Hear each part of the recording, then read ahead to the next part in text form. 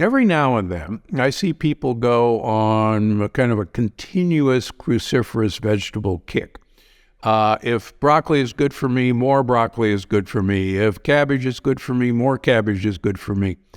And I do see people suppress their thyroid function. Now, it doesn't damage the thyroid, but I see it, and invariably, it's when somebody really goes on a cruciferous vegetable kick that I do see that, and it's completely reversible.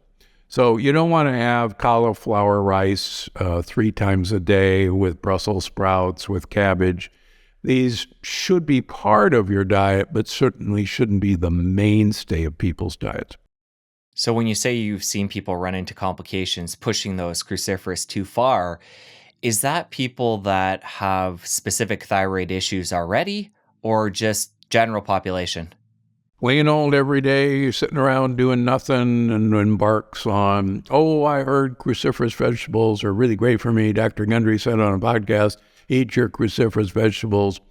And actually just had one in the office this week. And when we dove down into what they were eating, they were on a cruciferous vegetable kick, and they were putting raw sauerkraut on every meal. They were having it for breakfast, they were putting it in their salad for lunch, they had a side of it for dinner, and lo and behold, that was the culprit.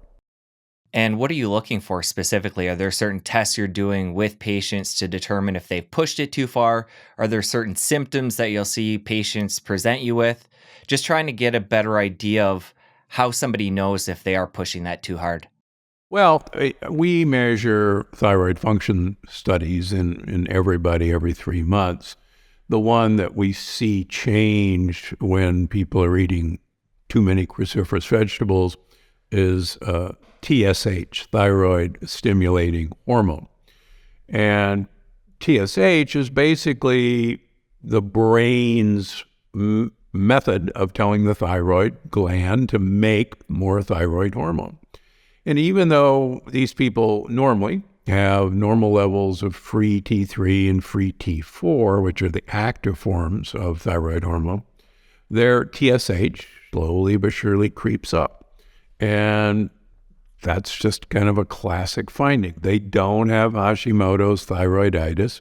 We test for that as well. They're just suppressing their thyroid with a little too much cruciferous vegetables. And it's completely reversible. If you enjoyed that clip, press here for the full episode. I'll see you over there.